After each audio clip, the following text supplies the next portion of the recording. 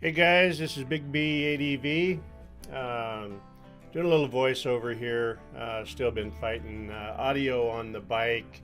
Um, so you guys know I ride the KLR 650, but I did add a little bike for my family and friends to ride when they come and see me.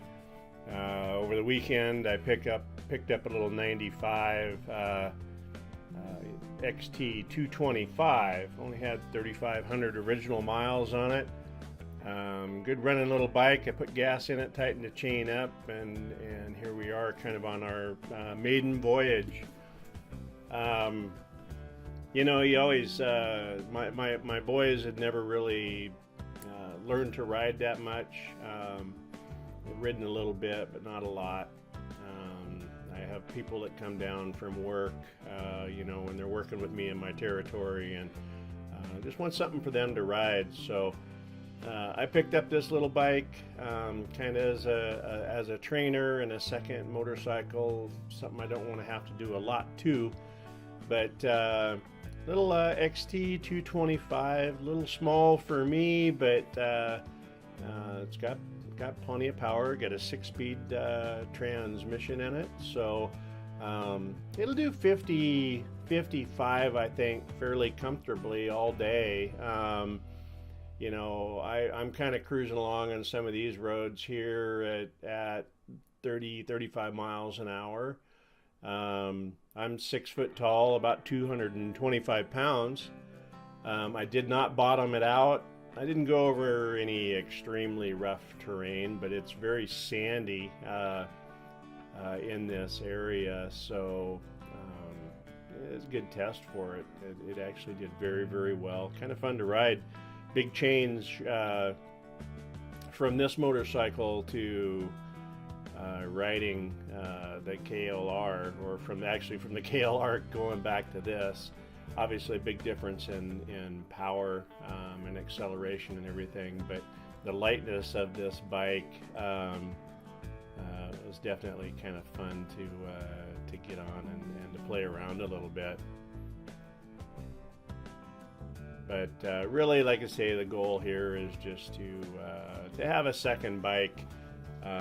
Number one, if I'm out dinking around and or working on the KLR, I could still take a break and go for a ride. I run down to the grocery store, parts store, what have you. So it is obviously everything street legal on it. All the blinkers are working, lights. Would need some lighting upgrades if you were going to ride off-road at night, that type of stuff. But you can see it cruises along pretty good. I think I got it up to 45 cruising down this little road, and standing up, like I said, it's a little bit small for me. It's got me hunkered over in not a real good position. But even sitting down and hitting some of the bigger bumps and stuff, it didn't bottom out. It actually did really, really well. So I'm kind of excited to have everybody, that comes down, give them something to ride, and we can go out for some scoots here and there. But it actually did really well out in this environment. Like I said, this is the first time I've ridden it off-road. I only rode it for about 20 minutes. I didn't think 20 minutes when I bought it.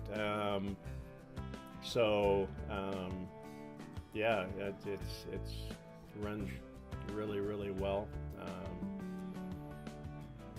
And be a good all-around bike. Great bike for people to learn on. First gear is really kind of a granny gear. All the gears are really close ratio on the bike. So not a huge difference in gears all the way through. So it's kind of nice grabbing that sixth gear on the bike. Without it, I think you'd be topping out at about 40 the way with the current sprockets and stuff on it. I'm going to take it out now, head over here. There's some deeper sand. I don't spend a lot of time in the sand on this bike, but it is kind of fun. Beautiful day in eastern Washington. The temps today on this day actually got up to about 80. But I've been getting the KLR ready with got the bags on it. So I use dry spec bags. So I've got a 38-liter duffel bag on there with the two 20-liter saddle bags hanging off of that duffel, so they're up nice and high. And then I have a 28-liter double-ended bag that sits up on top. You can see this sand in here gets pretty deep. I think I'm going to take a camera here one of these days. I'll probably do it on this bike. And drop down and just show you what the front wheel does in this sand. I know that sand can be terrifying if you've never ridden in it, because it pulls you all over the place. So it's really about keeping your feet up on the pegs and really allowing that bike to float around underneath you, because if you fight it too much, you're gonna go down. So you know, that bike may, kind of like when you're cornering, right? You know, if you throw your weight the opposite direction, it's gonna kind of throw you out of kilter. But you can see every once in a while, like right there, the front end, the wheels actually turned, but I'm still kind of sliding straight.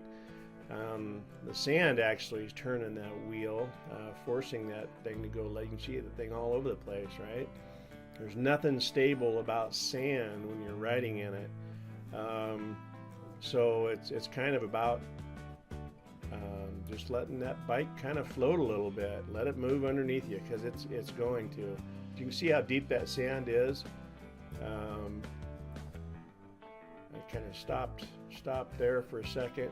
That car is a new one. I wish they wouldn't have dumped it right in the middle of the trail there, but somebody's going to run into that and hurt themselves. But anyway, you can get moving in the stuff. You don't want to go too fast if you're not used to riding in it. You also don't want to go too slow, because your tires are going to just sink into this stuff, and it's not going to be a lot of fun. You're going to exert a lot of energy.